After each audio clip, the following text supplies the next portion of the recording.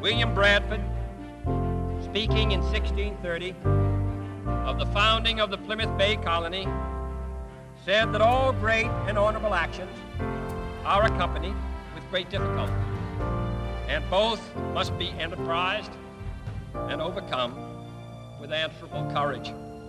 If this capsule history of our progress teaches us anything, it is that man in his quest for knowledge and progress is determined and cannot be deterred.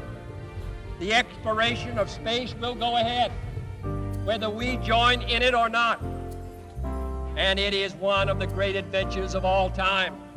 And no nation which expects to be the leader of other nations can expect to stay behind in this race for space. But why, some say, the moon? Why choose this as our goal? And they may well ask, why climb the highest mountain? Why, 35 years ago, fly the Atlantic? Why does Rice play Texas? We choose to go to the moon.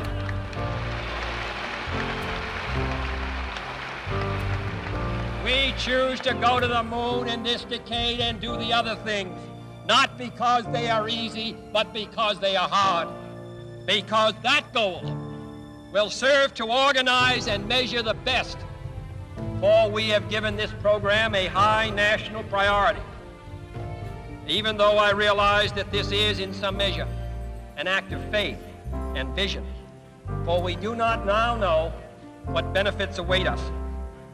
But if I were to say, my fellow citizens, that we shall send to the moon 240,000 miles away from the control station in Houston, a giant rocket more than 300 feet tall, the length of this football field, made of new metal alloys, some of which have not yet been invented, capable of standing heat and stresses several times more than have ever been experienced, fitted together with a precision better than the finest watch, carrying all the equipment needed for propulsion, guidance, control, communications, food, and survival, on an untried mission to an unknown celestial body, and then return it safely to Earth, re-entering the atmosphere at speeds of over 25,000 miles per hour, causing heat about half that on the temperature of the sun, almost as hot as it is here today, and do all this, and do all this, and do it right, and do it first. Many years ago, the great British explorer George Mallory, who was to die on Mount Everest, was asked why did he want to climb it. He said, because it is there. Well, space is there, and we're going to climb it. And the moon and the planets are there, and new hopes for knowledge and peace are there.